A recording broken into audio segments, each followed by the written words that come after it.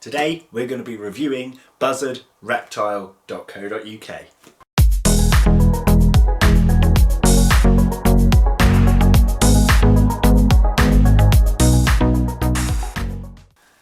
Hello and welcome back to Bug Rounds. On this channel we like to discuss all things creepy crawly, so if that's something that interests you, please consider subscribing to the channel.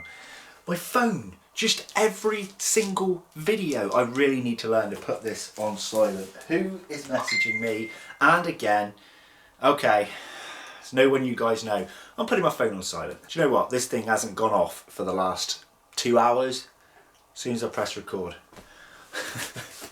Anyway, we've got a little bit of a change of scenery, as you can see here. I'm not actually changing filming positions again or anything like that. It's purely because of this unboxing. There's 2 boxes. It's just easier that I can open it, pop one on the side, so on. So don't worry, we're not actually having a change of scene. So while I get these open, Buzzard Reptile is a company I've never ever used in my life. I came across them while looking for some specifics, and no, it's not reptiles. I'm not unboxing reptiles here, folks. They're quite known apparently for live food and things like that, and going through their website they had really competitive prices. Now, just to make this clear, Buzzard Reptile do not sponsor this video. They do not know I am doing this video in the slightest. But with any new company, as you know, I would like to review them here on the channel. So, first of all, we'll do the bottom box. Now, just so you know, they're doing a courier sort of delivery service at the moment for £6, where 95% of their products are arriving next day. Highly recommended if you've got anything live in there, and as there is some live food in here, that's why I chose that option, and it did come the next day. So, box is open. Just make sure that wasn't anything. Ah yes, okay. Right, we'll get to this little cardboard sleeve in a moment. First of all, in here, just a bag of leaves. That's it, dried leaves. Really, really suitable for things like your millipedes, your isopods, your roaches, all kind of animals like that. And you mix it in with the substrate, or you can leave it as a leaf litter on the top to have an added effect. So that's come through fine. Next we've got a bag here. Ah yes, there's me tilting this bag. I'd completely forgotten what was in there. I was thinking, there's soil spilling out. Have they packed something wrong? No, they haven't. Here, I've been after one of these for a while. So yes, there's a few vivarium plants that you can buy off the site. Now, there wasn't really anything wrong with the way that was packed. It was more the way that I pulled it out. I have seen plants packed better, but it seems to be unharmed. So this is actually the Devil's Ivy plant. Now, if you follow Mark from Mark's Tarantulas, he grows a really big one of these, and he takes off certain shoots and regrows it in his vivariums. And I've just never been able to find one. So at long last, at a good size, I think this cost me £3.99. It's already growing off in all angles. But yeah, I'm pretty happy with that. As I said, I've seen them packed better, but that wasn't packed the worst I've ever seen for a plant either. So we've got the Devil's Ivy there. Now we're going to open the little thin parcel that was inside. So they have packed this separately, which is really good.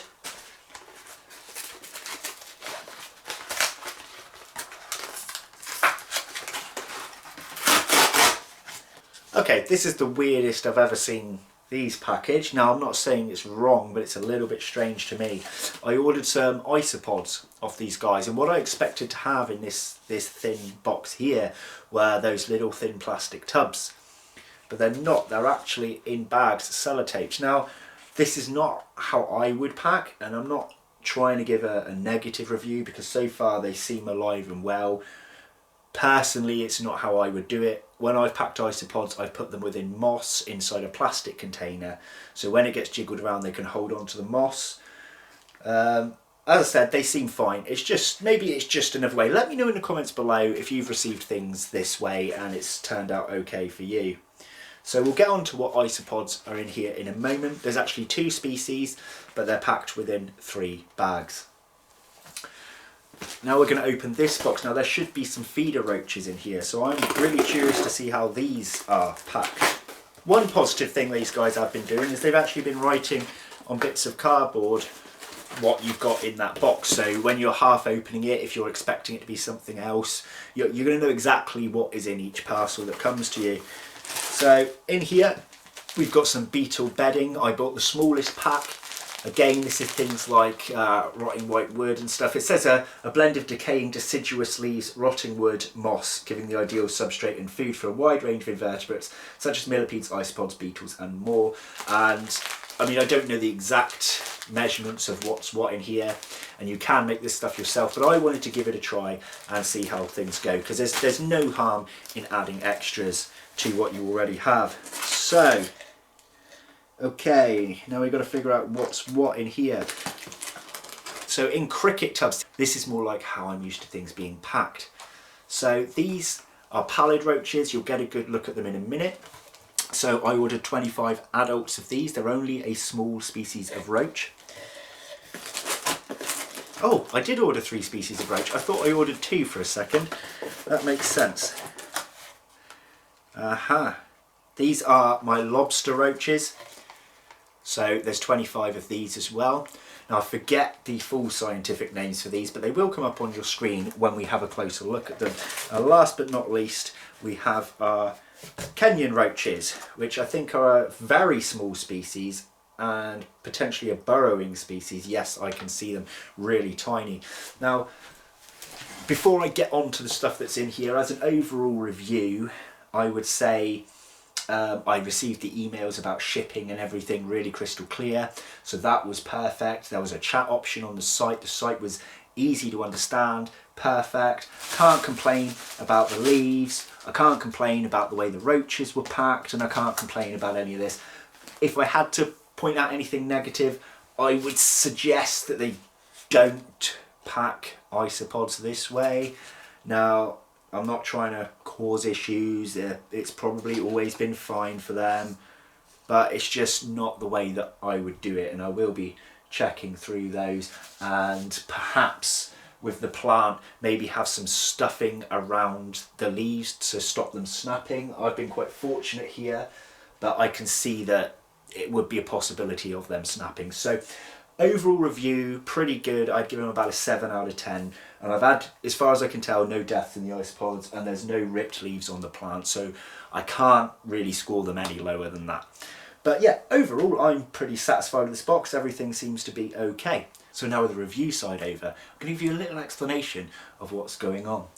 Now when it comes to the isopods, I want to get into a bit more isopod keeping. As you know, I've done very, very well with my dairy cow isopods. I've now sold or given away near on the 700 mark, as well as still having probably at least 1,000 still cultured. But I wanted to continue on with some sort of even more beginner species and try and cultivate their cultures, because the dairy cows were already a pretty strong culture when I got them. I want to start from a lower amount of isopods and see how well I adapt. And the reason I've gone for 2 species here is a secret. Okay, there will be a 3rd species cropping up on a future video. It's all hidden why we're doing that. Now, if you want the scientific names of these, they will be coming up on your screen when I show them at the end. Now talking about the roaches. Again, all scientific names will come up at the end when I'm showing each one off. The Kenyan species that I've got dwelling in here, which are really, really tiny. I've got these because I want to start being able to develop different feeders for my animals. So there is a variety of species of roach. Now these Kenyans are going to be ideal for slings. Their adults are going to be perfect for those slightly more grown on slings, and their babies and their juveniles are going to be perfect for slings of all sizes, because they're a diddy species of roach. Now I've only got 10 in here, so we're going to be waiting for this to establish first.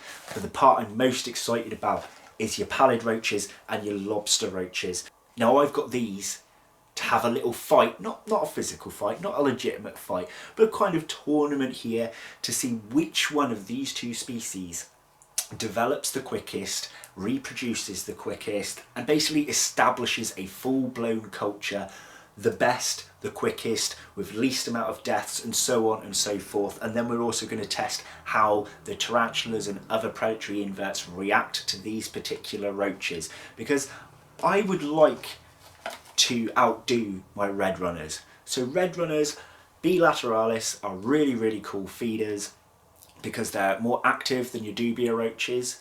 They don't get that big, so they're no good for your larger species, but your juvenile tarantulas and that sort of size animal, mantis and so on, they're cracking for, because they leg it around the enclosure. It gives that animal a chance to pounce, to hunt, and it's great. Now, lobster roaches are roughly the same size as red runners, but they are better climbers. Now, I thought, I like arboreal species. I think a better climbing roach might be cooler because it will be climbing up the edges of the enclosure, not just the bark where red runners could grip, and it will give that tarantula a chance to maybe pounce out at the edge of the enclosure to grab the roach and so on. And I actually think they're an ever so slightly bit bigger than your red runners. And your pallid roaches are ever so slightly smaller than your red runners. These are sort of like your sub-adult red runner size. I've heard they're pretty easy to breed. They're also pretty good climbers. Now, both species I've read to be pretty active, so they should have the same sort of motivation as red runners within the enclosure. I don't think motivation is the right word. You know what I mean though, right? And I think they'll be able to climb, as I said, as well. And I just think it will be really good fun. A lot of keepers are put off by climbing roaches because it's more awkward for them. But for me, I like a little bit of a challenge, I like a bit of fun, and I would like to be able to establish colonies and not have to use the red runners as much, because red runners often fluctuate in price. If you run out of them, sometimes you're spending double what you did the previous year on more red runners, and it's a little bit of a nightmare. And although these aren't as freely available, they do come up now and again. I see them on eBay and obviously on this particular Buzzard Reptiles website too. So I'm excited to see overall which roach is going to be crowned king colony for feeders. And then of course, for the larger tarantulas and the larger predatory animals that I keep, I'm also breeding giant hissing roaches, Madagascan hissing roaches, to feed those. So in the meantime, we're going to be sticking to the red runners, we're going to be sticking to the mealworms, the morio worms, the buffalo worms, bean weevils, all sorts of different animals until these colonies establish, fingers crossed. And then I'll update you in the future of which one is the winner and which one's going to be crowned our king feeder, and whichever one does, I am then going to buy in huge bulk and we're going to use them from now on. So you've listened to me talk, you've listened to the review. How about we take a closer look at some of the products I got here today?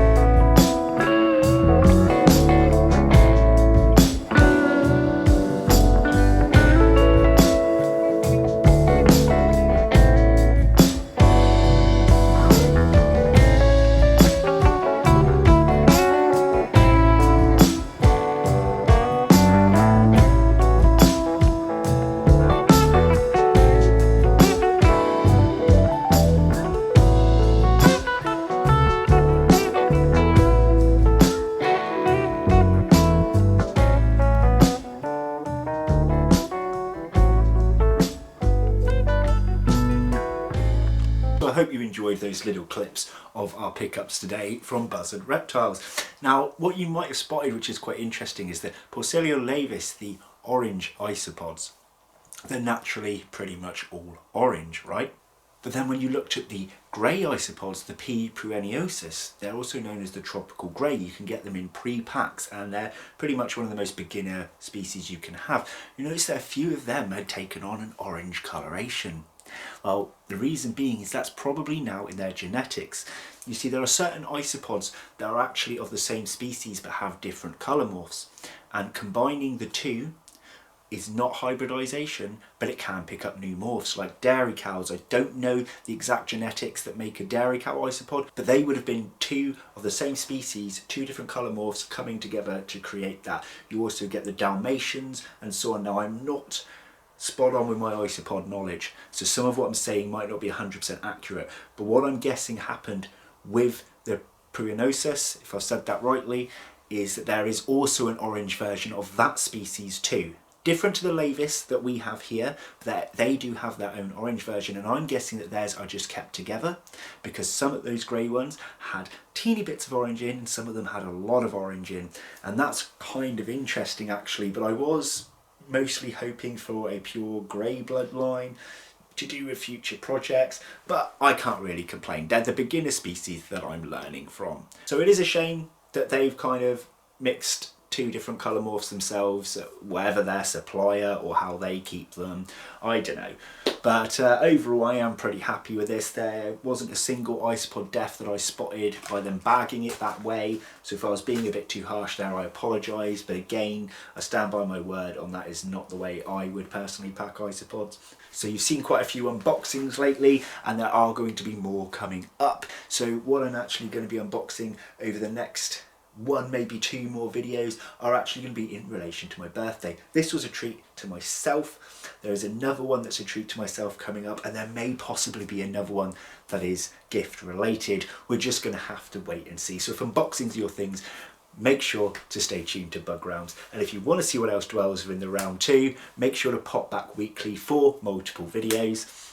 I hope my 7 out of 10 scoring on Buzzard Reptiles didn't seem too harsh to you guys, but I think it was a perfectly fair score, and I normally score as high as I possibly can for companies. So that's going to be it from me. Hope you enjoyed the video. Take care everyone. Bye bye.